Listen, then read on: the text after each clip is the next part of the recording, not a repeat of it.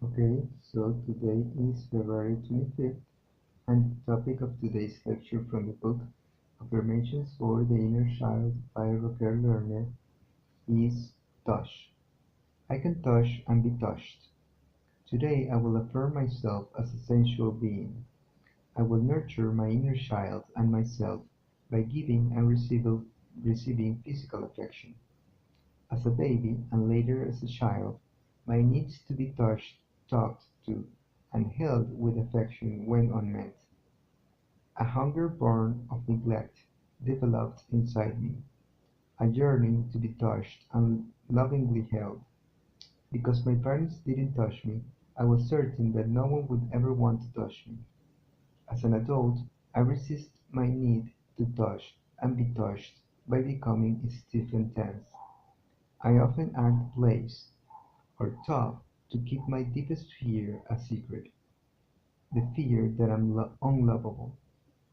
Reaching out to others with spontaneous affection can release within me a wellspring of joy.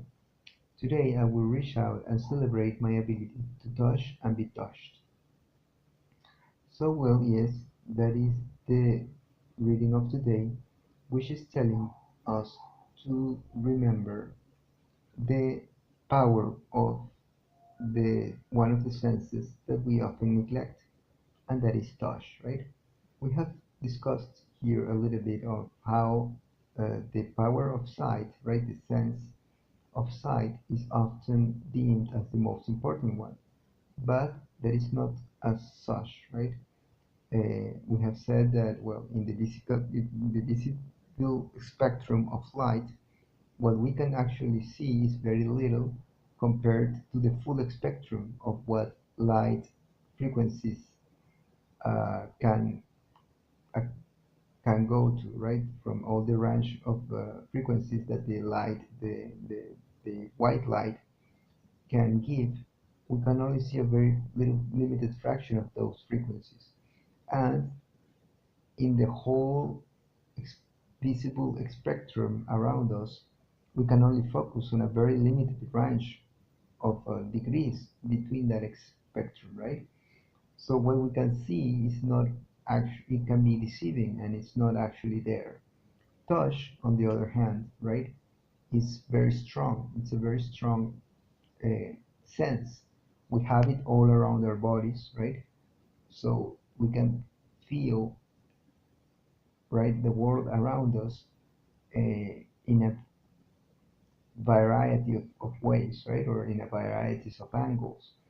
We can sense the temperature differences through our touch, right? And we often neglect it or don't consider it because it's natural, it's there, right?